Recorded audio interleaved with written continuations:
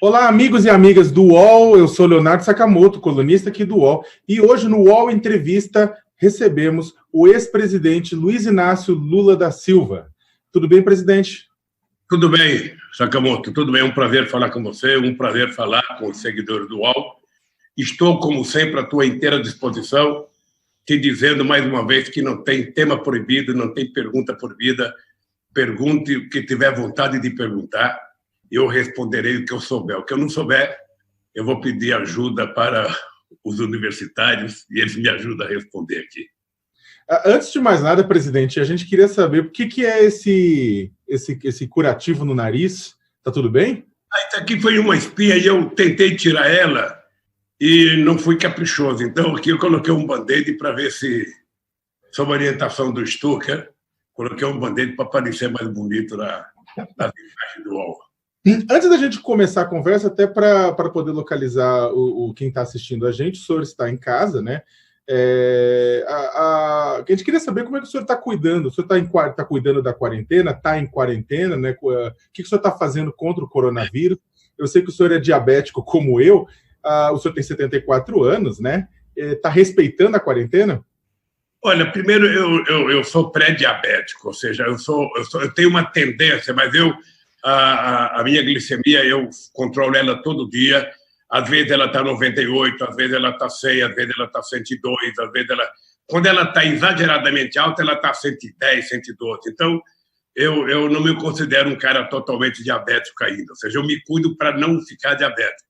Eu, de vez em quando, exagero comendo uns docinhos, eu gosto de chocolate, eu gosto de sorvete, mas eu tento me controlar. Olha, eu estou, por incrível que pareça, Léo, eu estou muito ansioso para acabar com a quarentena e poder sair na rua e fazer as coisas que eu sempre fiz. Ou seja, eu estou dentro de casa, eu tenho lido, sabe, bastante, eu tenho feito muita live com companheiro, tenho feito muita reunião, eu tenho participado de reuniões da executiva do PT, de reuniões da executiva da CUT, de reuniões com dirigentes sindicais, de reuniões com personalidades, ou seja, mais do que eu sempre fiz, né? E isso tem ocupado o meu tempo, e tenho lido um pouco, e tenho conversado, não saio de casa, porque eu tenho que me cuidar por causa da minha idade e porque também eu não quero ser transmissor, sabe, de um vírus para outras pessoas. Então, tomo todo cuidado, mas eu fico esperando que logo, logo a gente possa voltar a uma certa normalidade e a humanidade possa viver mais tranquila, sem o susto que estamos vivendo hoje. Presidente, a gente vai voltar a falar da questão da pandemia, das políticas de combate ao coronavírus, do comportamento do governo com relação a isso um pouco mais para frente, mas não tem como a gente não começar a nossa conversa com os fatos mais quentes, né? Nesta quarta-feira, o ministro Alexandre de Moraes, do Supremo Tribunal Federal, ele suspendeu a nomeação de Alexandre Ramagem, né, para o cargo de delegado-geral da Polícia Federal. Ramagem, ele é amigo de filhos do presidente da República, Jair Bolsonaro. O que o senhor achou dessa decisão? Olha, deixa eu te dizer uma coisa. Eu trabalhei muito com a Polícia Federal. Foram 8 anos de trabalho junto com a Polícia Federal. Eu tive 2 ministros importantes. Eu tive o Marcelo Tomás Baixo no primeiro mandato, eu tive o Tasso Genro no segundo mandato. No final, ele saiu para ser governador, eu tive um outro companheiro, e a minha relação com a Polícia Federal sempre foi uma relação muito institucional. Se você perguntar para qualquer delegado da Polícia Federal, ou para qualquer pessoa que mantém relações com a Polícia Federal, você vai perceber que eu sempre tive um profundo respeito pelas instituições. Não é que eu não acho que o presidente da República não deve indicar. Não é que eu não acho. O presidente da República indica um ministro, ele pode indicar um delegado, ou seja, de comum acordo com o ministro, eu não vejo nenhum problema. O presidente da República tem mais autoridade para indicar um delegado do que um ministro, né? Afinal de contas, foi o presidente da República que foi eleito. O que é importante é que você trata a instituição de forma republicana, ou seja, a instituição não é um instrumento do presidente da República. A instituição é um instrumento do Estado brasileiro.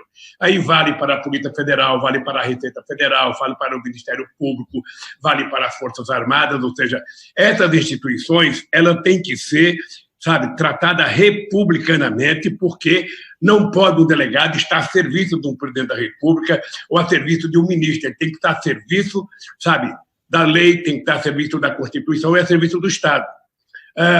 Mas eu acho que a troca de um delegado não pode ser nenhum absurdo. Outro dia eu estava lembrando aqui as pessoas, que as pessoas não podem ter memória curta, sabe? No caso do Fernando Henrique Cardoso, ele, naquela denúncia das Ilhas Caimã, de 98, ele trocou o delegado que estava investigando o caso. Foi um escândalo na época, mas ele trocou. Sabe? Veja, o fato do delegado ser amigo do Bolsonaro, é preciso provar o seguinte: tem alguma relação suspeita? Se tiver uma relação suspeita, eu acho que, então, para o bem da própria instituição, é importante que não seja indicado alguém que tem um compadrio, sabe, com o presidente da República ou com a família do presidente da República. Mas eu acho que não pode ser uma guerra a troca de um delegado da Polícia Federal. Não pode ser uma guerra. Presidente, nesse sentido, em 2007, o Moro não prestou conta para ninguém. O Moro não prestou conta para ninguém quando ele montou a turma de Curitiba dentro da Polícia Federal. Eu conheci o Valeixo antes dele ser o diretor-geral. Ele era o secretário executivo do diretor-geral do Zé Eduardo Cardoso. Sabe? Então, veja, eu não acho que esse é o problema maior. Eu acho que o problema maior do Bolsonaro é a falta de capacidade de governança, sabe, desse país que ele está demonstrando. Presidente, mas o senhor falou com relação ao próprio presidente Fernando Henrique, nas trocas. Em 2007, o seu governo ele substituiu Paulo Lacerda, que estava na direção geral da Polícia Federal, por Luiz Fernando Correia. E muitas pessoas agora lembraram desse episódio, comparando esse episódio da substituição do Valeixo pelo Alexandre Ramagem, dizendo que o Lacerda, na época, saiu porque ele não repassava informação ao governo. O senhor compara os dois episódios, não? Não é possível comparar os dois episódios. O ministro da Justiça, na época, era o Márcio Tomás Bastos, sabe? E estava na hora, sabe, de fazer uma mexida, sabe, na Polícia Federal, porque o Márcio Tomás Bastos ia sair da Polícia Federal, ia sair do Ministério, e era um cara indicado por ele. Então, o Márcio Tomás Bastos achava que era importante que houvesse a troca do Márcio Lacerda para uma pessoa, sabe, que não tivesse a relação que tinha com ele. O Paulo Lacerda era a indicação do companheiro Márcio Tomás Bastos, porque ele tinha assessorado o pessoal do impeachment do Collor, e o Márcio Bastos trabalhou muito com ele. E o Lacerda teve toda a liberdade que quis para trabalhar, o Luiz Fernando teve toda a liberdade que quis para trabalhar, porque eu sempre achei que as instituições têm que ter liberdade para fazer com que o Estado brasileiro seja cada vez mais democrático e cada vez mais respeitado. Eu até citei um caso, até o Tassos citou um caso, sabe, de uma apreensão e busca na casa do meu irmão Vavá, que já morreu. Eu fiquei sabendo com 11 horas de antecedência, porque eu estava na Índia, quando a Polícia Federal ia fazer uma investigação na casa do meu irmão, e eu disse para o Tarso Genro, o companheiro Tarso, é o seguinte: se eles estiverem cumprindo a lei, que cumpra, porque não é o irmão do Vavá que ficou sabendo, é o presidente da República, então que se cumpra a lei. Foram lá, revistaram, fizeram coisas indecorosas na casa do meu irmão, achava que o meu irmão sabia lidar com o computador, meu irmão nunca tinha aberto o computador, levaram o computador da minha sobrinha, reviraram as gavetas dela com certas provocações, e quando eu voltei, tratei isso com muita normalidade. Até eu estava meio puto com a falta de respeito que alguns agentes tiveram com a minha sobrinha, mas eu resolvi não transformar um caso pessoal que envolvia o meu irmão num caso político. É assim que tem que ser. Em março de 2016, presidente, o ministro, é um episódio que ficou marcado na história recente do país, o ministro Gilmar Mendes ele suspendeu a sua nomeação como ministro-chefe da Casa Civil de Dilma Rousseff, alegando o mesmo argumento que agora foi usado por Alexandre de Moraes para suspender a nomeação de Alexandre Ramagem, né, desvio de finalidade. Naquele momento, né, o PT, o senhor, todos consideraram a decisão injusta, né, da suspensão. Qual que é a diferença entre ambas? Eu, na época, não falei nada, Sakamoto. Você não vai encontrar uma frase minha na época contra a decisão do Gilmar, mesmo eu achando que estava errada. A indicação de um ministro é papel do presidente da República, não pode um único juiz da Suprema Corte tomar a atitude de evitar. Alguns dias depois veio o golpe e o Wellington Moreira Franco foi indicado e ele tomou posse.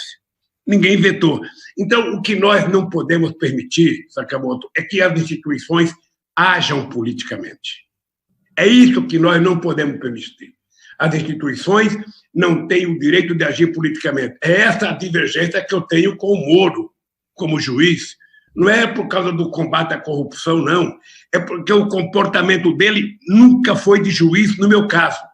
Isso está provado na minha defesa, isso está provado no Intercept, isso está provado com a ida dele para o Ministério. Esse é o problema. As instituições não podem perder de forma alguma a sua republicanidade. Então, só para reforçar, o senhor não considera, então, o senhor considera que, no caso, a indicação, o presidente tem que ter liberdade de indicação de qualquer pessoa, então? É lógico, se ele não indicar um cara que comprovadamente cometeu um crime, um cara que comprovadamente roubou, ou seja, é da indicação do presidente. Inclusive, esse mesmo presidente que indica um delegado é o presidente que indica um ministro da Suprema Corte para o Senado. E o Senado referenda. Você percebe? Eu acho que eu não sei qual é o crime que o delegado cometeu. Sabe? Eu não sei. Se ele cometeu algum crime, algum desvio, algum ilícito, obviamente que ele não poderia mesmo assumir a delegacia. Mas é preciso que a gente seja preciso, porque um dia você pode ser presidente da República, Sakamoto, e você pode querer indicar uma pessoa que você conheça para um cargo e alguém vai dizer que não pode indicar. Então, que a pessoa prove que o delegado tem um crime cometido, tem um ilícito. Aí sim, ele está correto. Presidente, o senhor falou, bem, você citando, vamos entrar na questão do ministro, agora ex-ministro e ex-juiz federal Sérgio Moro, que o senhor já citou, né? O Sérgio Moro, no discurso de demissão dele, na última sexta-feira, disse, né, ele disse e repetiu, né, mais de uma vez no discurso, que o seu governo e o governo da ex-presidente Dilma Rousseff não interferiram na Polícia Federal, como o atual governo, como o governo Bolsonaro, o que possibilitou, na avaliação dele, o combate à corrupção. O senhor concorda com ele? Sakamoto, isso só demonstra o mau caratismo do Moro. O Moro utilizou o PT para poder atacar o Bolsonaro. Ele, que foi o lambe-botas do Bolsonaro até o dia que saiu. Ele, para ser honesto, ele poderia ter dito não apenas que nós cuidamos da Polícia Federal bem, ele poderia dizer que nós cuidamos do Ministério Público bem, que eu fui o único que garantia autonomia para todos os indicados no meu governo, e a Dilma garantiu no governo dela para os procuradores gerais. Ele sabe que nós, sabe, em nenhum momento tentamos travar ou dificultar qualquer investigação feita nesse país. Ele sabe disso, ele poderia ter dito isso. Ele poderia ter dito, olha, eu quero inclusive pedir desculpa pelo julgamento do Lula. Ele poderia ter dito, eu sou mentiroso, eu estava julgando politicamente, o Lula não cometeu crime, o apartamento não é do Lula. Eu inventei aquela história e como eu não tinha crime para condenar o Lula, eu disse, sabe, que a condenação dele era por crime indeterminado, ou seja, quem fala crime indeterminado não sabe que crime que eu cometi. E mesmo o Dallagnol, que foi um mentiroso mordaz, sabe, que por detrás disso queria criar um fundozinho, sabe, para juntar uns 3 bilhões de dólares para criar uma fundaçãozinha, esse cidadão não foi em nenhum depoimento que eu fui prestar. Ele poderia ter ido, ele não foi. Por quê? Porque depois de mentir 1h30 na televisão com o PowerPoint, ele descaradamente deveria ser exonerado naquele dia, sabe? Em benefício do serviço público brasileiro, ele diz o seguinte, olha, o Lula é tudo que não presta, mas não me peçam provas, eu só tenho convicção. Olha, como é que pode alguém que vive por conta do Estado, alguém que recebe dinheiro do Estado, alguém que existe para garantir que o Estado seja republicano, ser tão cínico e tão mentiroso? Sabe? E é isso que está, sabe, que eu estou respondendo o processo até agora. Então, eu acho que tem uma coisa, o Sakamoto, que eu dizia ao Zé Dirceu, e eu dizia a Dilma, quando a Dilma assumiu o lugar do Zé Dirceu, não acreditem que existe ministros fortes. quando a imprensa criar a ideia que o ministro é forte, ele cai. O ministro não pode achar que ele é mais importante do que um presidente da República. Mas ele cai por causa disso? O Moro, deixa eu lhe falar, o Moro já estava para cair antes. O Moro é uma cria, é uma criatura inventada pela Globo. Porque quando a Lava Jato foi instituída, o seu Moro visitou a redação de todos os jornais, visitou a redação de todas as revistas, visitou a redação de todos os jornais de televisão para dizer o seguinte, sabe, eu preciso de apoio da imprensa, então a imprensa tem que condenar antes, quando a imprensa condenar, fica muito fácil eu fazer o julgamento que eu faço. É isso que aconteceu. Mas, obviamente, que já havia sinais há muito tempo de que havia um conflito entre o Moro e o Bolsonaro, porque o Moro, de vez em quando, parecia que queria ser mais importante. Ele só queria comer a carne, ele não queria comer o feijão e o arroz. Sabe? Ele só queria o bolo dele, não queria o ônus da tarefa. Percebe? E isso não dá, isso não vinga. Não vinga. Sabe? Então, ministro, outro dia eu estava comparando com a Hillary Clinton e o Obama. Você está lembrado que teve uma pesquisa em que a Hillary Clinton aparecia com muito mais popularidade do que o Obama. E eu dizia para meus companheiros, ela não se mantém no cargo. Ela vai cair, porque não é possível o ministro achar, sabe, que ele pode ser mais importante que o presidente da República. Presidente, mas o senhor está colocando dessa forma, teve algum caso durante os 8 anos do seu mandato em que aconteceu exatamente isso? Não teve caso. Eu estou falando é que o ministro não pode acreditar que ele é forte. O Moro é um juiz medíocre. Ele sequer atende a gente no depoimento olhando na cara da gente. Ele fica de cabeça baixa. Ora, o Moro é o resultado de 20 minutos todo dia no Jornal Nacional, enaltecendo ele, sabe, inflando ele e culpando os inocentes, como o meu caso. Então, é o seguinte, o Moro achava que, estando no ministério, ele poderia, sabe, ser mais importante que o presidente, e não é. E foi por isso, na minha opinião, que ele caiu. Foi por isso que ele caiu. Ou seja, e está cheio de casos na história do Brasil, tem gente que cai para cima. Ou seja, eles vão me tirar, então eu vou sair atacando, eu vou sair acusando, eu vou sair atirando. É assim. E é o papel do Moro. Eu sinceramente acho, o Moro não tem estatura política para ser ministro da Justiça. Ele não tem estatura política. Tá, o Moro sem a toga não é ninguém. Tá, é isso que ele vai aprender agora. De qualquer maneira, presidente, o senhor falou que ele não tem estatura política para ser ministro da Justiça. Agora, contudo, ele deixa o governo Bolsonaro com um índice de popularidade de aprovação maior do que o próprio presidente Bolsonaro. O senhor não acha que ele é um nome forte para a disputa à presidência da República em 2022? Olha, eu não sei, ele pode ser. Eu quero ver se ele está preparado para fazer o papel que um candidato a presidente tem que fazer. Uma coisa é você ter a proteção da toga e falar o que você quiser sem poder ter retrucado. Outra coisa é você participar de debate, é você enfrentar a rua. É isso que eu quero ver se ele está preparado. Sabe? É isso que eu quero ver se ele está preparado. Não é um pensamento único. Ele vai ter que ouvir o pensamento da rua. Depois, a pesquisa do opinião pública ela é muito importante, mas ela retrata o momento da fotografia que foi tirada da pesquisa. Ô, Sakamoto, todas essas pessoas que estão bem na pesquisa têm que saber o seguinte.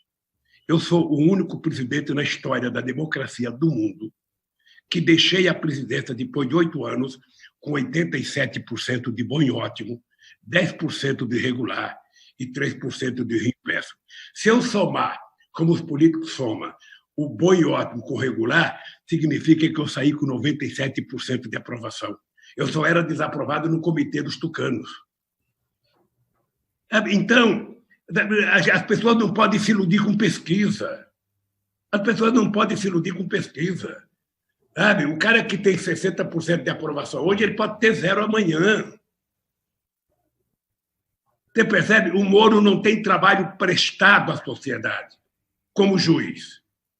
Sabe? Ele sequer toca no caso do Banestado, ele toca na relação dele com o doleiro que foi o porta-voz das mentiras para ele. Ele se quer. Sabe? Então, eu acho que, igual o Moro, deve ter uns 500 advogados no Brasil muito mais preparados para ser ministro da Justiça. Presidente, o senhor gostaria de enfrentar Sérgio Moro num suposto segundo turno presidencial em 2022? Eu gostaria de enfrentar num primeiro, sabe? Porque eu acho que ele não irá para o segundo turno em nenhuma eleição que tenha debate. Sabe, deixa eu te falar uma coisa, Sakamoto. Eu respeito as pessoas, eu sinceramente acho muito difícil discutir 2022. Eu fico olhando a minha vida, eu já fui longe demais, eu já fui o que eu jamais imaginei ser. Eu acho que, quando chegar 2022, eu espero que os partidos tenham outros candidatos, que o PT tenha candidato, que o PCdoB tenha candidato, que o PDT tenha candidato, que o PSB tenha candidato, sabe? Porque, assim, com bastante candidato é que a gente vai construindo a democracia. Aí tem o primeiro turno, quem for para o segundo turno disputa as eleições, ganha e governa o país. Eu, sinceramente, Sakamoto, eu vou estar com 77 anos quando chegar outubro de 2022. Sabe? E eu acho que, se eu tiver juízo, sabe, eu tenho que ajudar com que o PT tenha outro candidato e que eu seja um bom cabo eleitoral. É para isso que eu trabalho, é isso que eu quero fazer. Quero ajudar a eleger alguém que tenha compromisso com o povo, os trabalhadores do país. O senhor colocou isso no condicional, o senhor falou se o senhor tiver juízo, né? O senhor não chegou a presidente da República tendo juízo todos os momentos, então o senhor abre a possibilidade de ser candidato novamente? Mas eu tinha 50 anos, hoje eu tenho 77. E o Brizola dizia assim para mim: ô Lula, você vai perceber que quando você chegar aos 75 anos, cada ano vale 5. As coisas vão pesando. Outro dia eu viajei, quando eu fui no enterro do Mandela, eu fui com o Fernando Henrique Cardoso, com o Sarney, com o Collor, e o Fernando Henrique Cardoso falava: olha, na idade que eu estou, até para ler um livro, de vez em quando cansa. Então, veja,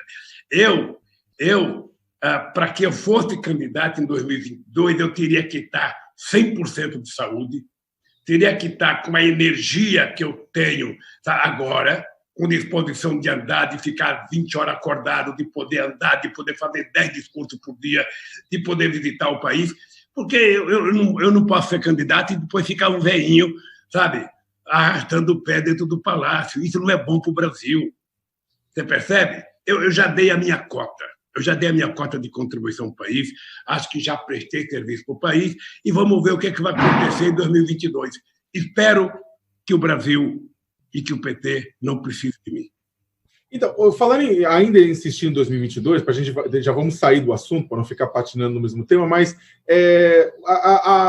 essa cisão, na verdade, entre o ministro, agora ex-ministro Sérgio Moro e o presidente da República, é uma separação de dois grupos, né? Você tem os grupos lavajatistas, você tem os grupos bolsonaristas, né? São dois grandes grupos grupos de seguidores de políticos, de forças na sociedade. Num segundo turno, entre Bolsonaro e Moro, o senhor votaria em um dos dois? Não existe essa hipótese. Não existe essa hipótese. E não existe grupo lavajatista. Não existe esse grupo. Esse grupo não existe. Você vai ver, com o passar do tempo, sabe, que as coisas vão ao normal e ministro é ministro. Ministro é ministro. Ministro é tão fácil que qualquer presidente troca quantos ministros quiser toda hora. E não tem problema. Eu nunca vi a República falir por causa da troca de ministro. Eu vou te contar uma coisa para você. O Moro, se não tivesse o apoio que ele tem da Globo, o Moro seria um advogado medíocre nesse país. Essa é a verdade nua e crua. O presidente, o Supremo deve julgar em breve se o juiz Sérgio Moro foi parcial no processo envolvendo o triplex do Guarujá, que condenou o senhor e levou a ficar 15, 80 dias preso na carceragem da Polícia Federal em Curitiba. A pandemia deve atrapalhar a análise? Como é que é a perspectiva? Olha, eu não sou advogado, mas eu fui informado agora há pouco pelo meu advogado que o juiz Fischer, do STJ, como o Fachin não permitiu a votação online, ou seja, a votação eletrônica. Ou seja, eu ouvi dizer que ele convocou para o dia 5 uma votação online.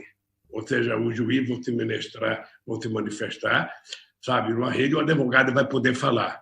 Mas tem muito recurso para fazer ainda, porque eu sabe o que eu fico feliz, Sakamoto? Que você é novo. Você é muito novo e você vai viver para ver que essa história do triplex foi, sabe, uma mentira grosseira, canalha, sabe? E você vai falar para os teus netos, falar, Beto, olha, eu participei desse processo e vi o quanto Lula foi vítima dessa mentira que resultou na eleição do Bolsonaro. É isso. Eu estou muito tranquilo, pode ter certeza que eu sou um homem muito tranquilo. Eu digo todo dia o seguinte, eu duvido que o Moro tenha a consciência tranquila como eu tenho. Eu duvido que o Dallagnol tenha 10% da consciência tranquila que eu tenho. Esses moleques que não fosse o apoio de uma parte da imprensa brasileira, que os protegeu, que criminalizou muita gente antes de ter prova, esses caras não seriam nada. E é por isso que, da mesma forma que eu falei para você que eu quero instituições republicanas, você vai pegar discurso meu na posse de procuradores gerais da República, em que eu digo o seguinte, o Ministério Público é uma instituição tão forte que vocês têm muita responsabilidade de não tornar criminoso o inocente. Então, não precisa falar para a imprensa, faça a investigação. Quando tiver investigação e tiver prova, condene.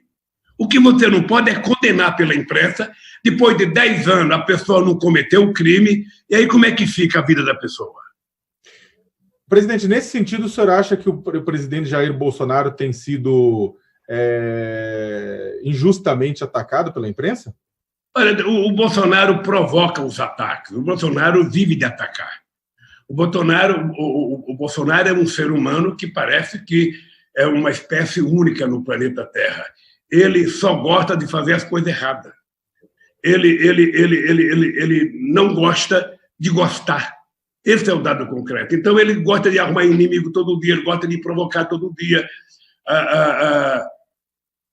Outro dia eu falei, tem crítica que ele faz da imprensa que é correta, que é a crítica que eu faço, que é a crítica que fazia o Brizola, que é a crítica que fazia o Fernando Henrique Cardoso quando era governo, que é a crítica que faz todo mundo que não é ouvido quando é atacado.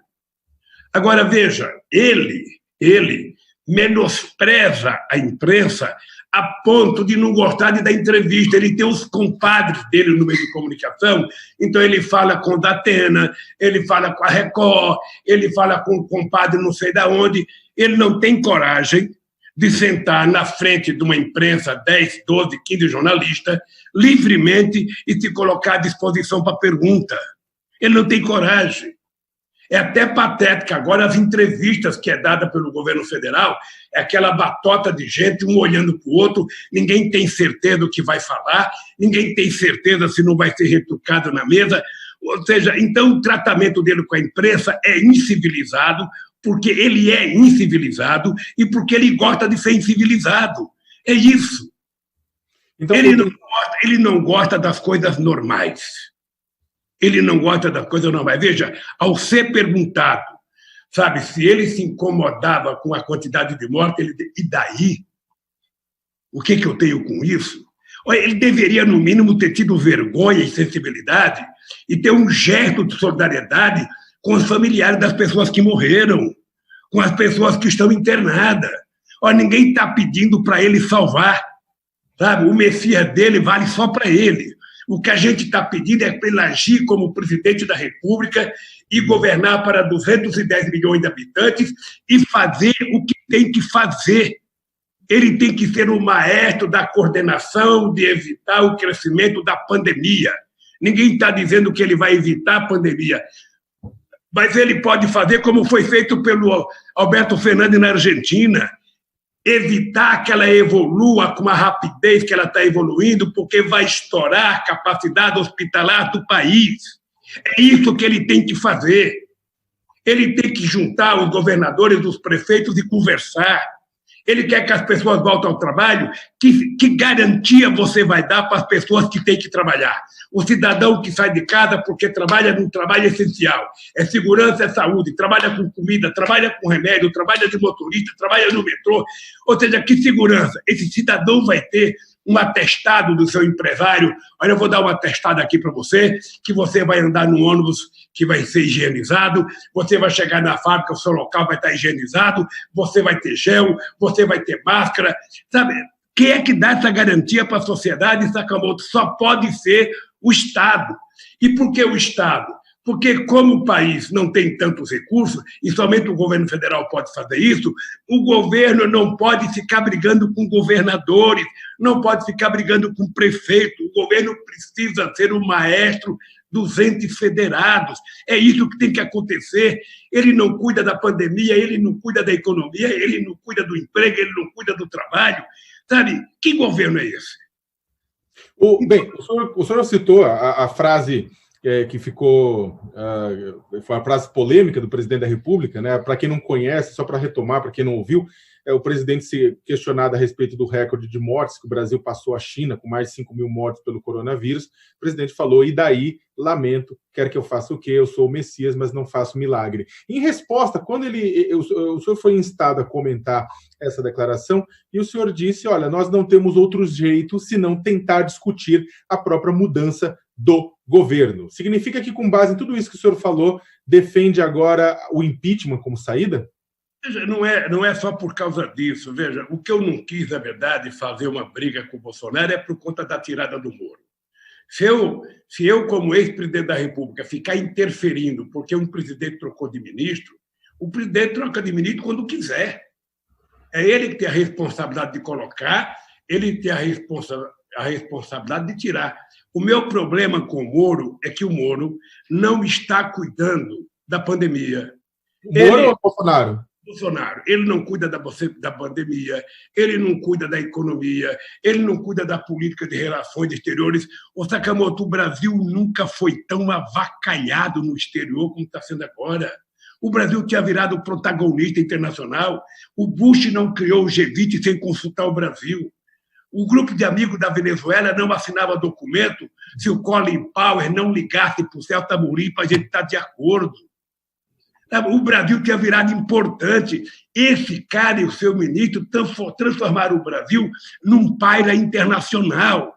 Então, o homem que não cuida da economia, não cuida da pandemia, não cuida de salário, não cuida de emprego, não cuida do desenvolvimento, sabe? Então, esse cidadão, sabe, ou está lembrado da briga contra a formiga saúva, ou a gente acaba com a saúva, ela acaba com o Brasil, ou a gente encontra um jeito de pegar os crimes de responsabilidade que o Bolsonaro já cometeu e tira-se ele, ou ele vai acabar com esse país do jeito que vai. Eu vi uma entrevista do Guedes ontem falando sobre economia. Eu não sei qual é a escola que o Guedes estudou, eu não sei qual é a experiência do Guedes. Mas veja, quando você fala que a economia precisa crescer e tem que crescer com o dinheiro do setor privado, você tem que dizer: o setor privado só investe dinheiro onde tem demanda. E o Brasil não tem demanda, não tem, portanto, dinheiro privado. O Estado tem que ter capacidade de investir. O investimento vai gerar emprego, o emprego vai gerar produção, a produção vai gerar consumo, e aí você liga a roda gigante da economia para funcionar. Nada disso está acontecendo, Sakamoto. Da onde viria esse dinheiro, presidente? Hein? Mas da onde viria esse dinheiro para o Estado investir? Deixa eu lhe falar uma coisa para você.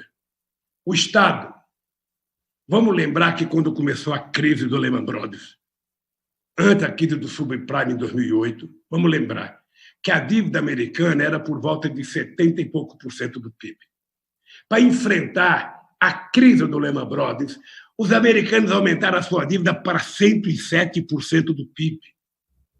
O Estado tem condições de aumentar. Veja, quando eu digo que o Estado pode produzir dinheiro novo, quando eu digo, é porque o Estado ele pode aumentar a sua base monetária para resolver o problema de uma guerra, de um vírus que a gente não conhece.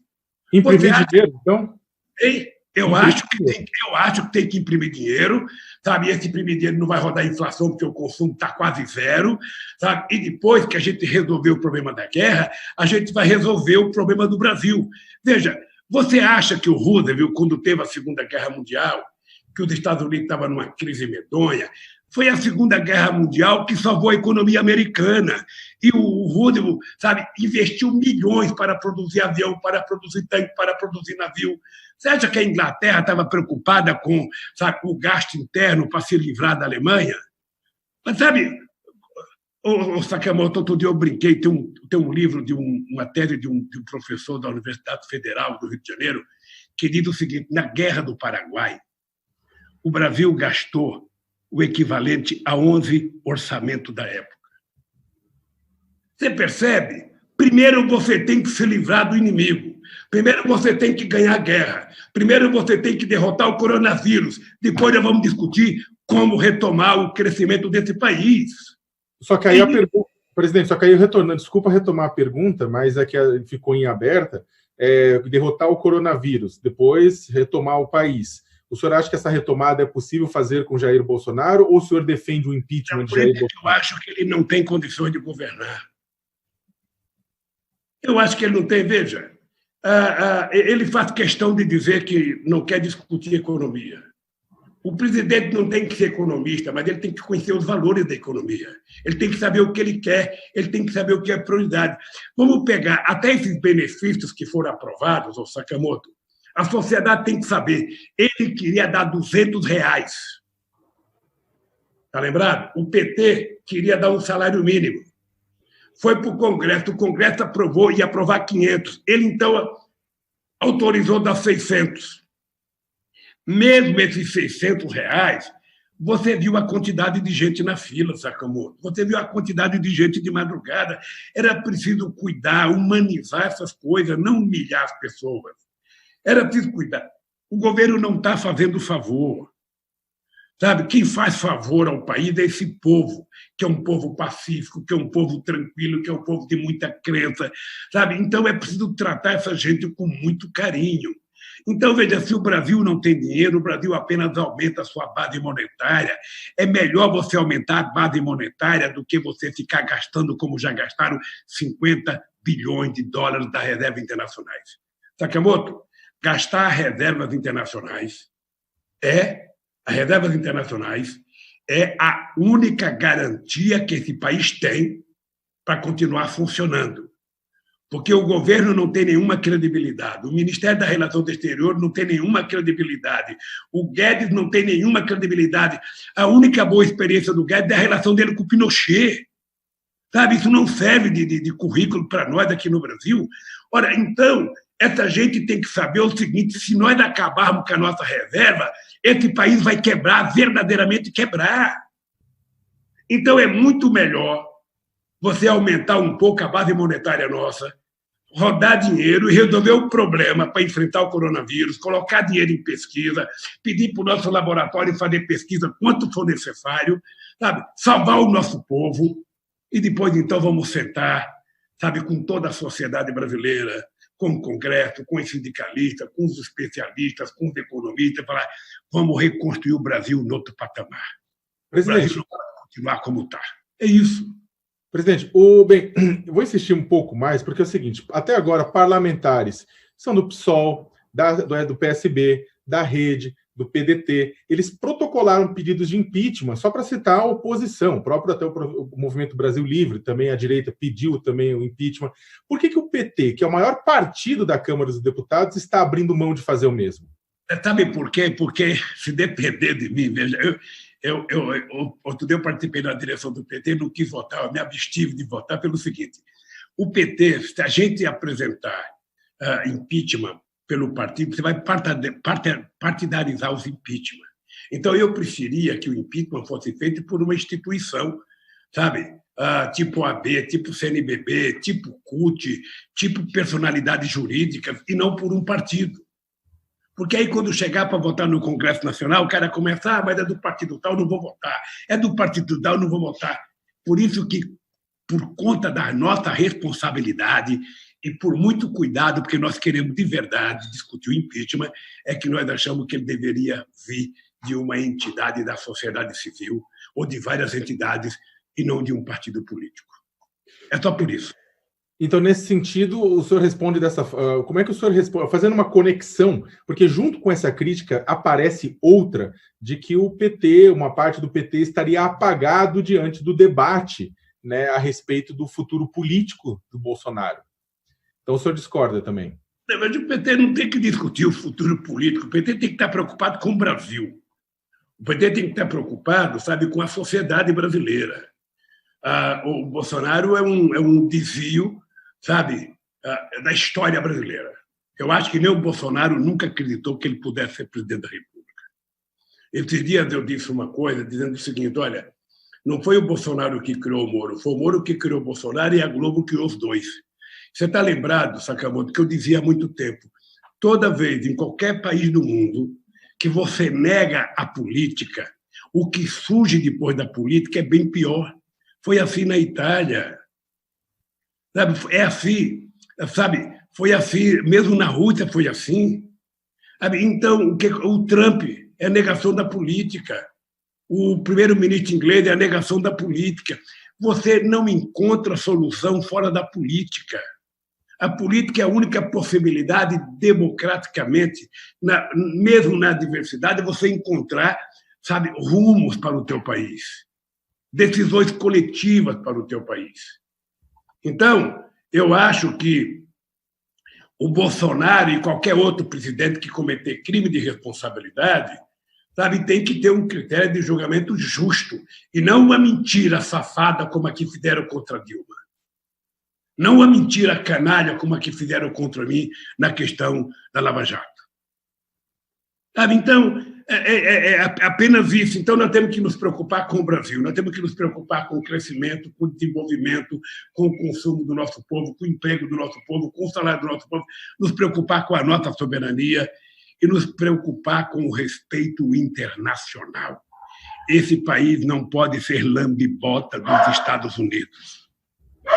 Esse país não pode ser lambe-bota com os Estados Unidos. Esse país, sabe, tem que ser um país soberano, tem que ser um país livre, tem que ser um país grande. Sabe? Seu cachorro está pedindo atenção aí, presidente, eu acho. Faltaram um cachorro aqui. Mas continuando, presidente, ele parou também. O presidente Bolsonaro, nesse meio Constituição Nacional, o presidente Bolsonaro ele tem se aproximado de líderes de partidos do chamado Centrão e tem oferecido cargos para que em seu governo em troca de apoio. Como é que o senhor avalia isso? Isso vai dar certo? Deixa eu te dizer uma coisa, Sakamoto. Eu, às vezes, acho engraçado a criação das siglas que a gente vai criando dentro do Congresso Nacional. Veja, o Congresso Nacional ele é o resultado da cabeça política do eleitor no dia que ele foi votar. Tá? No dia que você foi votar, você estava com a cabeça pensando em alguma coisa, você votou em alguém. Você percebe? Esses cidadãos viraram deputados. Então, durante 4 anos, eles compõem, maioria compõe minoria. E a maioria eleita é muito conservadora. Ela é pior ideologicamente que a outra. O nosso querido Ulisses Guimarães dizia assim: ô Lula, toda vez que os meios de comunicação e que a juventude fica dizendo que é preciso renovar, que é preciso renovar, que é preciso renovar, o que vem é pior. E nós nunca tivemos um Congresso ideologicamente tão grosso como esse. A quantidade de militares, a quantidade de delegados, a quantidade de... Sabe? É uma coisa nefasta à democracia. Esse é o dado concreto. Então, o Bolsonaro, não se trata de conversar com o Centrão, seja o Bolsonaro, seja o Lula, seja o Sakamoto, seja o Guilherme Boulos. Se você ganhar as eleições e você precisar aprovar alguma coisa, você tem que conversar com quem está lá. Você não vai conversar com quem é suplente. Você vai conversar com quem está eleito. É ele que vota. Goste ou não, é assim. Mas uma coisa é conversar, a outra coisa é oferecer cargos. Veja, deixa eu lhe falar uma coisa para você, querido. Deixa eu falar uma coisa para você. Eu peço a Deus que um dia você seja presidente da República. Não faça isso comigo. Você vai perceber, sabe, mesmo você oferecer carga a um partido político, faz parte da democracia. Olha, quem é que inventou essa bobagem, essa cretinice de que o ministro tem que ser técnico? O ministro tem que ser competente. Se ser técnico resolvesse o problema da política pública no mundo, você não precisaria de político, você iria para Harvard, ou iria para a USP, aqui para a Universidade Federal do ABC, pegava os melhores técnicos e colocava no governo. As decisões são eminentemente políticas.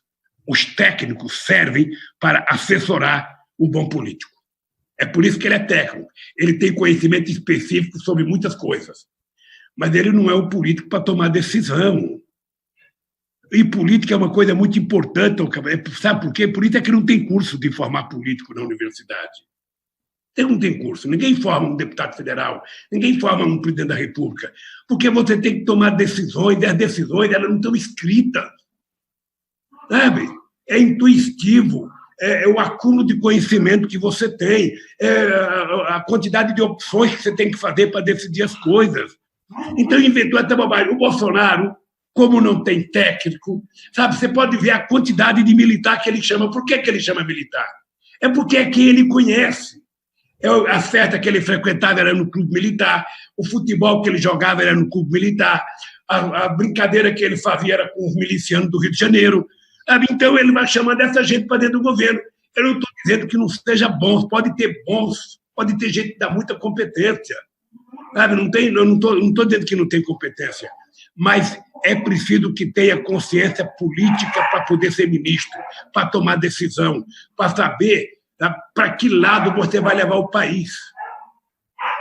Presidente, mas ao senhor defender, eu entendo que o senhor está defendendo a política, né, e a composição política no sentido de garantir governabilidade. Mas exatamente isso não foi o que causou os maiores problemas junto ao seu governo, essa questão da governabilidade com relação ao Centrão? Não foi. Sakamoto, deixa eu contar, esse é o erro do Brasil. Como é que você acha que está montado o governo de São Paulo? Como é que você acha que está montado o governo da Bahia? Como é que você acha que está montado o governo de Pernambuco? Como é que você acha que está montado o governo de qualquer país do Angela Merkel? O Macron? Como é que você acha que é montado o governo? O Conte na Itália? Sabe? O PSOE na Espanha? Como é que você acha que é montado o governo? O governo é montado com as forças políticas que ganharam as eleições. Toda vez que você vai convidar um partido que você fala, olha, você vai participar do meu governo, você oferece um ministério para ele, você um cargo qualquer, e você fala o seguinte, olha, o cara tem que ter currículo, esse currículo é apresentado, ele vai para o gabinete da Casa Civil, o gabinete da Casa Civil analisa, vê se o cara tem um currículo bom, se o cara não tem prontuário policial, aí o presidente toma a decisão de indicar ou não. O fato de você indicar o cara, sabe, significa que você não precisa estar fazendo um curral. Aquele cara, ele tem que ter dignidade, tem que ter caráter, aquele cara tem que ser ético, e ele tem que ter espírito público. É isso. Mas as pessoas estão lá. Sabe, não adianta o Bolsonaro querer conversar com o tenente que era subordinado a ele, quando ele era tenente também, sei lá onde, em Campinas, ou seja, porque o cara é legal. Não, o cara é deputado. Se o cara não é deputado, o cara não vai votar. Então, esse cara não é levado em conta. Pense nisso. Presidente, nesse sentido, como é que o senhor vê o senhor falou com relação à ética, com relação a vários elementos. Como é que o senhor vê a aproximação de Roberto Jefferson, que foi pivô em toda aquela época do escândalo do chamado mensalão, ao governo Jair Bolsonaro, a aproximação do Jefferson, os afagos públicos de Jefferson? Mas é só você pegar o histórico dele. Você pega o histórico de determinadas pessoas sempre estarão do lado de quem estiver no governo. Pode pegar, historicamente é isso. Tinha um político famoso lá em Pernambuco, até um desses canalhas que foi prestar depoimento contra mim, não sei o que lá, Correia de Pernambuco, em que ele usava terno branco e Ray-Ban, e ele falava, você imagina que um cara que usa sapato branco, terno branco e Ray-Ban verde vai ficar contra qualquer governo? Eu estou do lado de qualquer governo, e assim tem um monte de político. Lamentavelmente, eu gostaria que não fosse assim. Eu gostaria que não fosse assim. Mas é assim. Lamentavelmente, é a política brasileira. E quanto mais a gente lê sobre a história do Brasil, Sakamoto, mais você percebe que isso é a cultura política brasileira. É a cultura, sabe, do beijamão, é a cultura do favor. Sabe, quando nós fomos trazer o Temer para o governo, eu até lembro que o Tarso Genro era ministro da Justiça, nós fizemos um acordo com o Temer por escrito. Quais eram os acordos pontuais das coisas que a gente queria fazer no país. Mas você não faz isso com todo mundo. Sabe, quando o governo está por baixo, como está o Bolsonaro agora, quase sem ninguém no Congresso Nacional, ele fica preso muito fácil. Ele arrota peru para a imprensa, mas como mortadela na relação dele com o Congresso Nacional, porque ele está fraco, ele não tem força. Então, ele vai ceder. Sabe? Deixa eu te falar uma coisa para você aprender na vida, Sakamoto. O Congresso Nacional não gosta de presidente forte.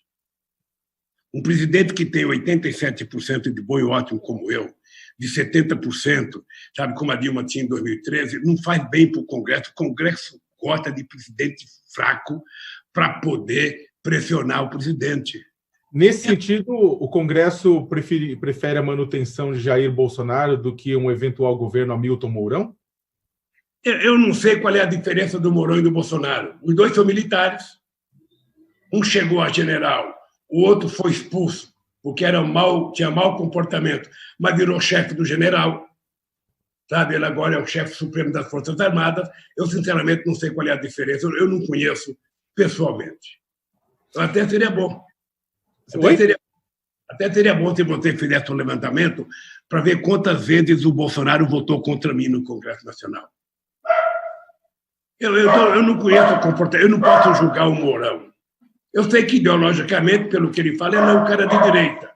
Eu sei. Eu sei que ele é um cara conservador, sabe? Mas eu não posso dizer outra coisa dele porque não o conheço. Entendi.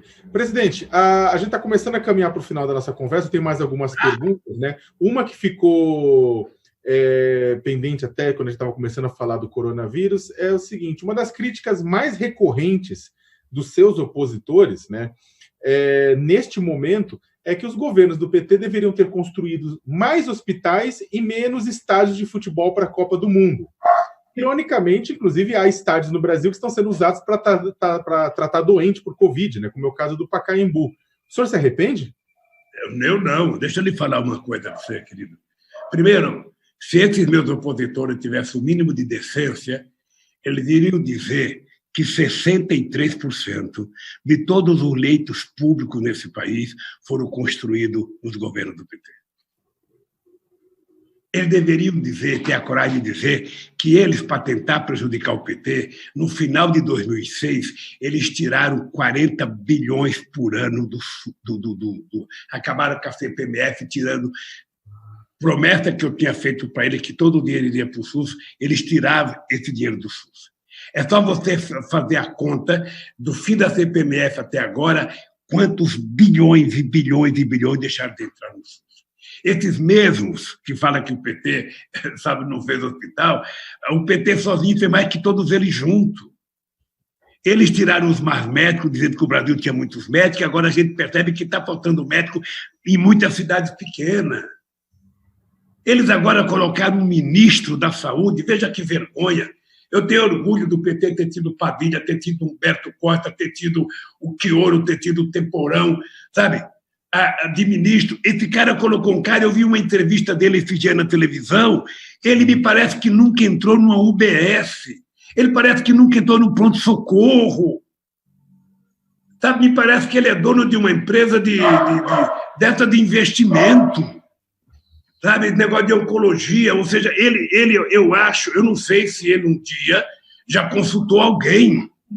Ele me parece, todas as entrevistas dele, ele parece que não sabe nada do coronavírus. Ele não tem uma decisão. Quer dizer, como é que é possível? Então, deixa eu lhe falar uma coisa. Se tem uma coisa, o PT não fez tudo. Certamente o PT cometeu muitos erros, mas todos eles juntos, não fizeram o que o PT fez. Eu vou repetir: 63% de todos os leitos públicos desse país foram construídos nos governos do PT. É isso. O senhor falou com relação ao ministro da Saúde atual, Nelson Teich, que foi colocado no lugar de Luiz Henrique Mandetta por Jair Bolsonaro, inclusive nesses processos que o senhor falou da troca. O senhor no começo da nossa conversa, defendeu o direito do presidente da República de trocar um ministro. E, nesse caso, houve a troca de Mandetta por Teich. Mandetta era uma pessoa que tinha uma posição diferente, digamos, antagônica de Jair Bolsonaro, porque ele defendia o isolamento social, né? E mesmo assim ele foi trocado porque o presidente simplesmente quis, porque o ministro estava ficando maior do que o presidente. O senhor também concorda com essa troca? Deixa eu lhe falar uma coisa. Eu vou repetir, a gente não tem dúvida do que estamos conversando aqui. O presidente da República, eleito democraticamente para exercer um mandato, ele tem o direito de trocar os ministros que ele quiser trocar, a hora que ele quiser trocar. O que a sociedade espera é que o ministro, ao trocar um ministro que não está bem, ele troque por um melhor. O Bolsonaro não trocou o ministro Mandetta porque ele não estava bem. Aliás, o Mandetta, é importante lembrar, ele é médico, ele foi contra o mais médico, ele fazia parte de uma elite médica que era contra o mais médico.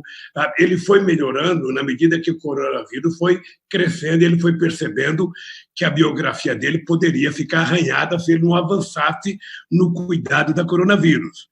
Ali, quando ele começou, veja, porque nada do que eles prometeram na televisão chegaram. Ontem, na reunião do diretório do PT, teve vários governadores falando. Não chegou quase nada, eles falam, mas as coisas não chegam. Ou seja, se manda um caminhão, manda um caminhão sem roda, manda um caminhão sem eixo, manda um caminhão sem volante, ou seja, não é possível. Então, o Mandetta, quando ele percebeu que ia sair, ele resolveu, divergir do Bolsonaro. Aí sai por cima da cara, dizer que isso acontece na história de troca de ministro. Não é a primeira vez que os ministros saem atirando para sair com mais popularidade. Você está lembrado da briga da Aureliano Chaves com o Figueiredo? Você está lembrado? O Figueiredo foi viajar e o Aureliano ficou, e o Aureliano começou a falar um monte de coisa que o Figueiredo não concordava, ele ficou com o dobro de popularidade do Figueiredo. Depois ele foi candidato a presidente, acho que não teve 0,5% dos votos, em 89. Então, o presidente da República ele tem o direito de trocar os ministros. O que a gente espera é que sempre que você troca para melhor. Você troca para melhor. Por exemplo, ele deveria ter colocado o ministro da Saúde, eu estou repetindo, eu não conheço, então eu não quero fazer julgamento pessoal, mas pelas entrevistas que a gente vê e assiste ele dá, ele me parece que desconhece o que é a saúde pública do Brasil. Ele trabalhava com fundo de investimentos. Ele é do ramo de ganhar dinheiro da saúde, ele não é do ramo de cuidar dos pobres.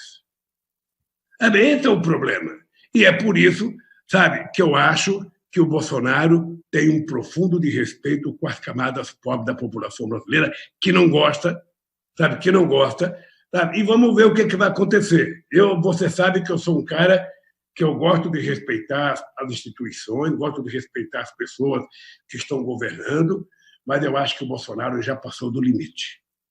Ele desrespeita as instituições, ele desrespeita a imprensa, ele desrespeita a sociedade, porque se tem uma coisa, como faz o William Bonner no Jornal Nacional, desculpe, ele, como presidente da República, ele deveria estar preocupado em dar palavras de acalento ao povo, orientação do povo. Ele quer que dizer, meu povo, pelo amor de Deus, é chato, mas use máscara. Se você vai ficar doente com máscara, sem máscara você pode ficar com muito mais facilidade. Lava as mãos sempre que possível, não vá a tal lugar aglomerado, não provoque. Eu tenho brincado, vou dizendo que esse vírus está para nós brasileiros como os soldados do Vietnã contra os Estados Unidos. Os Estados Unidos, que aquele aparato de militar, de avião, chegava nas selvas do Vietnã, não via nenhum soldado e achava que era fácil ganhar a guerra. Daqui a pouco estava o vietnamita tudo dentro de um buraco, orientado pelo general, Giap, ou seja, os americanos foram, derrotados e saíram com o rabo entre as pernas do Vietnã.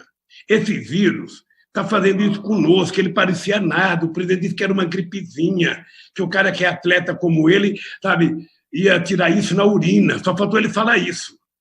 Sabe? Mas não é assim, é uma doença desconhecida, todos os cientistas estão alertando a gente, então é preciso cuidar das pessoas, e esse é o papel do presidente da República, ele tem que cuidar das pessoas.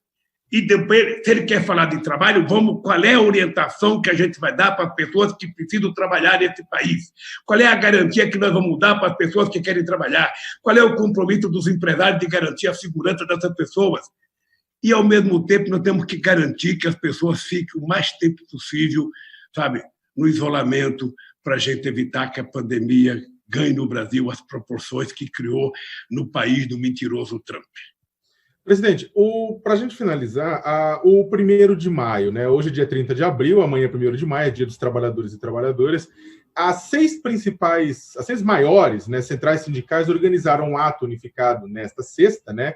E convidaram um leque muito grande de políticos para falarem, né? Vai ser um ato digital, online, né? Então, teremos Rodrigo Maia, que é presidente da Câmara, Davi Alcolumbre, que é presidente do Senado, teremos Dias Toffoli, presidente do STF, foram pelo menos os nomes convidados, né? Ciro Gomes, os governadores Ciro Gomes, Wilson Witzel, do Rio de Janeiro, João Dória Júnior, Dilma Rousseff, Flávio Dino. E, dentre eles, o senhor e o ex-presidente Fernando Henrique Cardoso. Já faz algumas décadas que vocês dois não sobem no mesmo palanque, né? O que isso significa? Não significa nada. Deixa eu te falar uma coisa. O Fernando Henrique Cardoso ele foi designado pelo Montoro, na época presidente do PSDB, para subir no meu palanque no último comício da campanha de 89, no Pacaembu. O Fernando Henrique Cardoso era o coordenador da aliança com o PT. Eles só foram no único discurso meu, que era o final no Pacaembu.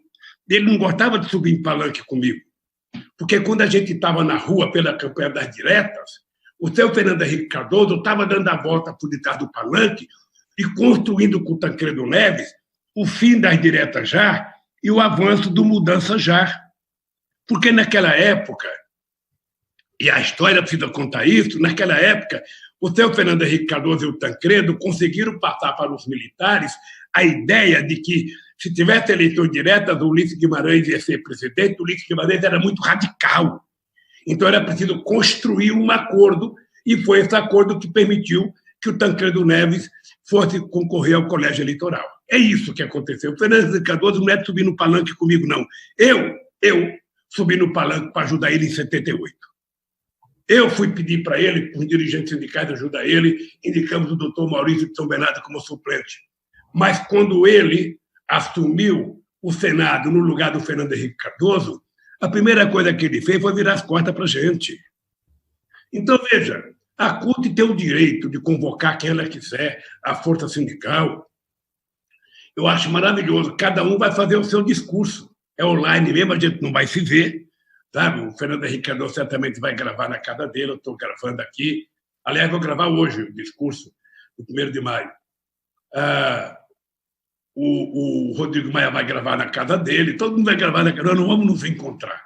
E vamos ver, o povo vai medir a diferença entre nós pelos compromissos com os trabalhadores. Eu acho muito engraçado, eu quero ver o que alguns, depois do desmonte que fizeram do direito dos trabalhadores, depois de tentar desmontar a Seguridade Social, depois de criar, sabe, o desmonte no emprego formal, eu quero ver o que alguns vão falar para os trabalhadores. Então, mas eu acho que é normal, o movimento sindical está fazendo isso, é uma experiência nova, sabe? Mas eu tenho muito desencanto pelo Fernando Henrique Cardoso por 2 razões. Primeiro, porque ele não conseguiu sobreviver com o meu sucesso. Ele achava que ia ser um fracasso e, portanto, ele iria votar pelos braços do povo. Eu não fui o fracasso e ele não votou pelos braços do povo. Ele poderia ter compreendido e ter sido avalista desse meu sucesso. Ele não quis. Sabe? Depois, no caso da Lava Jato, ele em nenhum momento me defendeu. Ele sabe que eu sou honesto. Ele sabe que eu sou inocente. Ele deveria ter tido comigo o mesmo comportamento que eu tive com ele na denúncia das Ilhas Caimãs, que o Maluf queria fazer contra ele. Então, eu sinceramente, Eu não tenho nada pessoal contra ninguém, mas eu gosto de me respeitar, eu gosto de gostar de quem convive comigo me respeitando. É isso. Deixa eu só fazer uma pequena correção da minha parte, presidente. Eu falei que o governador João Dória e o governador Wilson Witzel participaria disso, mas foi uma falha, não deve participar. Até poderia participar.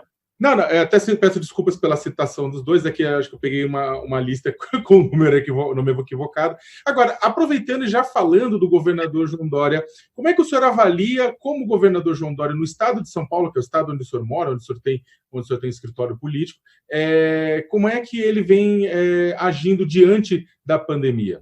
Veja, eu acho que ele tem se comportado de forma muito mais verdadeira que o Bolsonaro. Até porque o problema está mais perto dele. Eu digo sempre que o problema está sempre na mão do governador e na mão do prefeito, porque o Planalto está muito distante. Às vezes o presidente passa de avião por cima de tudo. E o Bolsonaro, eu não sei se você tem percebido, ele tem ido visitar poucas coisas da sociedade civil. Ele está inaugurando muita coisa militar. Ele vai militar, sabe, talvez por segurança, talvez porque é um público mais dele, talvez porque é um público que ele confia mais. Ou seja, mas eu acho que os governadores, todos os governadores, todos, sem distinção, têm tido um comportamento mais digno, mais respeitoso com o povo do que o Bolsonaro. O Bolsonaro tem sido desrespeitoso com o povo. E ele poderia até não gostar de um ou de outro governador, mas ele não pode jogar a culpa nos governadores, jogar a culpa nos prefeitos, jogar a culpa nos deputados, jogar a culpa no Papa, jogar a culpa, sabe? Ele tem responsabilidade enquanto presidente da República. Ele não pode governar para a sua torcida organizada. Ele tem que governar para a totalidade do povo. Ô Sakamoto, eu fui presidente durante 8 anos. Eu duvido que você encontre um governador de estado. E eu tinha como adversário o Alckmin e o Serra aqui em São Paulo. Eu tinha como adversário o AF em Minas Gerais. Eu tinha como adversário o governador do Paraná. Eu tinha como adversário o governador do Rio Grande do Sul. Eu duvido que você encontre um deles para dizer que um dia eu, como presidente da República, fiz um desaforo para eles ou desrespeitei eles. Duvido. Porque a minha relação não era pessoal, a minha relação era com o povo do cada estado. E eu tinha que defender as pessoas que eles elegeram e tinha que conviver harmonicamente. Esse é o papel do presidente da República. Ele é o maestro de uma orquestra, sabe, que tem 27 governadores, que tem milhares de violinos, que são os prefeitos, sabe? E que precisa funcionar corretamente para atender o seu público, que é 210 milhões de brasileiros. É isso que tem que fazer. É isso que tem que fazer. Então, eu lamento. Eu lamento que não seja assim, que ele não tenha esse comportamento. Eu lamento que ele não tenha respeito com as pessoas. Ele não tem respeito pelo meio ambiente, não tem respeito pelo negro, não tem respeito pelo índio, não tem respeito pelas mulheres, não tem respeito pelos trabalhadores, não tem respeito pelas vítimas do coronavírus. Ou seja, eu, sinceramente, não sei quem que esse ser humano respeita. Presidente, só para finalizar, para a gente encerrar, o senhor reconheceu que os governadores estão agindo corretamente na crise, estão tentando atuar na crise, prefeitos, alguns deles de partidos que são historicamente adversários do Partido dos Trabalhadores. Fala-se muito, principalmente, não só na oposição, mas fala-se muito na sociedade civil, da necessidade de criar uma frente ampla democrática contra tentativas de autoritarismo por parte de mudanças autoritárias, né, no país, né, por ações por parte do governo.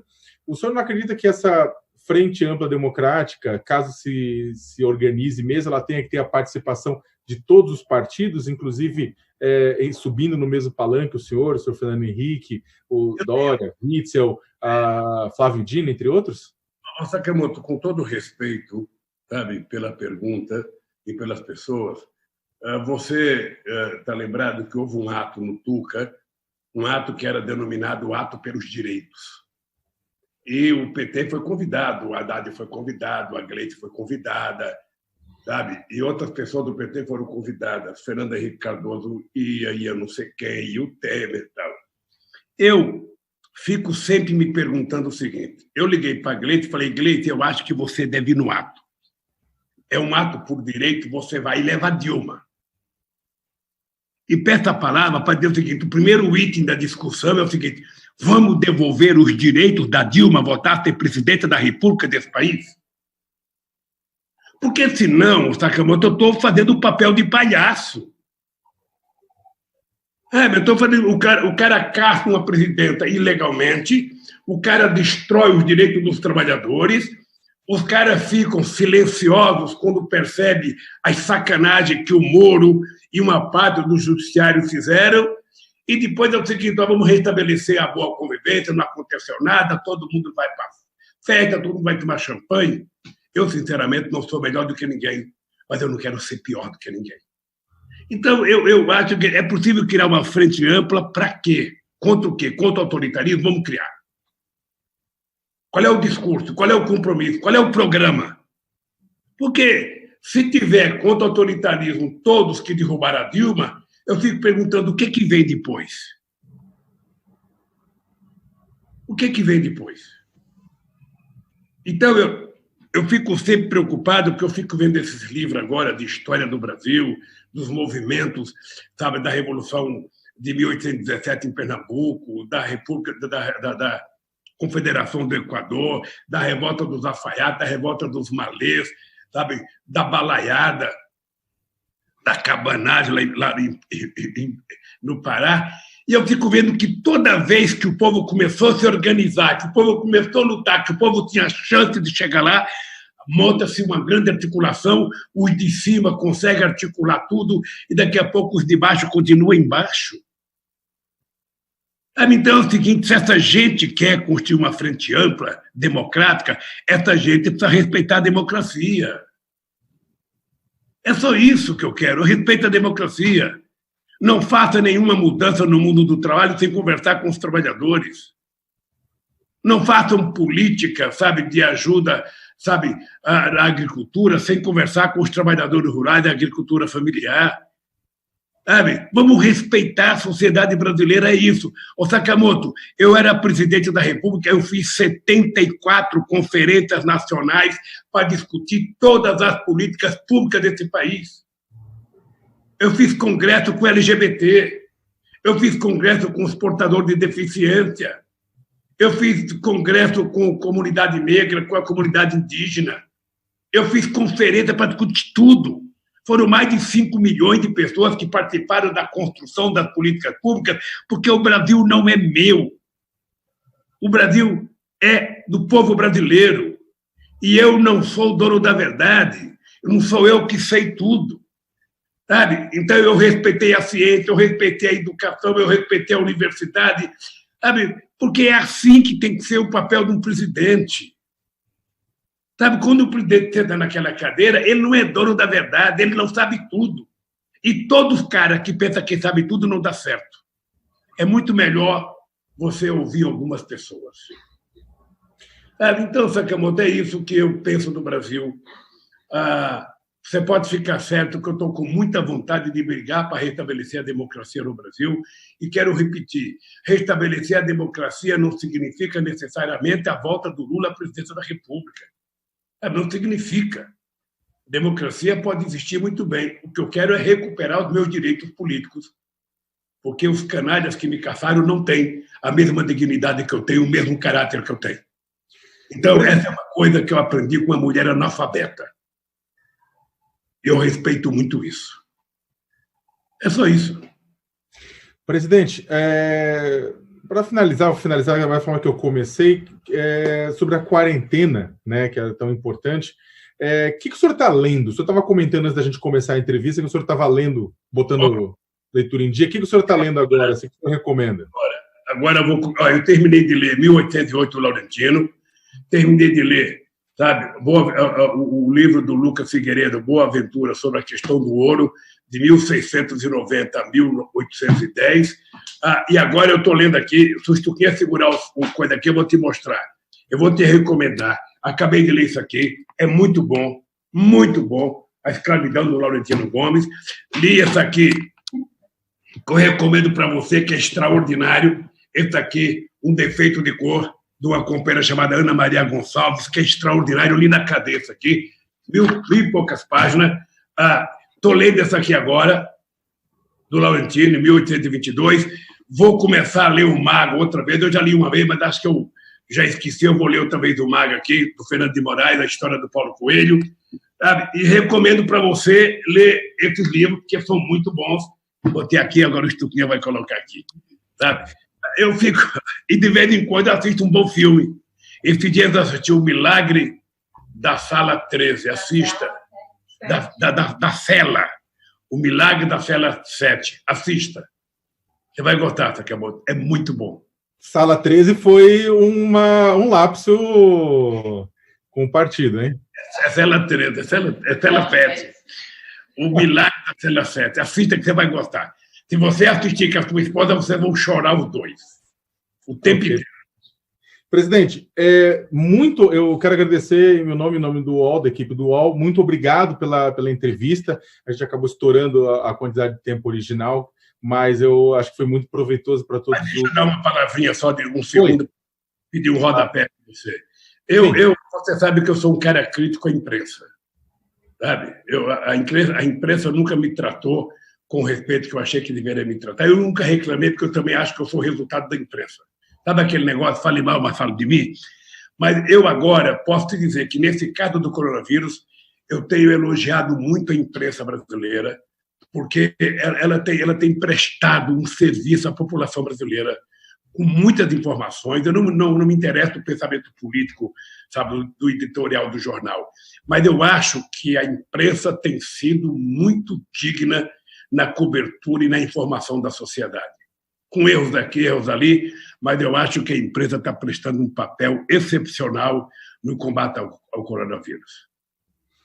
Obrigado, presidente. Eu quero agradecer, como eu falei, agradecer em nome do UOL, agradecer em nome de todos. Eu tenho dois recados assim, rápidos antes de finalizar. Né? Aproveitando como ele foi tema, né? Durante a entrevista com o ex-presidente Lula, a produção do UOL entrou em contato com a assessoria de imprensa do ex-ministro, ex-juiz Sérgio Moro, oferecendo o mesmo espaço, né, ao vivo, mas, conforme a assessoria informou, o ex-juiz, aspas, não vai comentar, fecha aspas, o espaço aqui no UOL para uma entrevista com ele continua aberto. E um aviso, às 13 horas vai começar mais uma edição do UOL Debate. Né? Hoje, políticos e especialistas debatem os rumos das investigações sobre fake news. Presidente, muito obrigado novamente. Desejo saúde para o senhor e para a sua equipe. E um grande abraço a todos e todas. Obrigado a você, Léo, e parabéns ao UOL e parabéns a toda a tua equipe.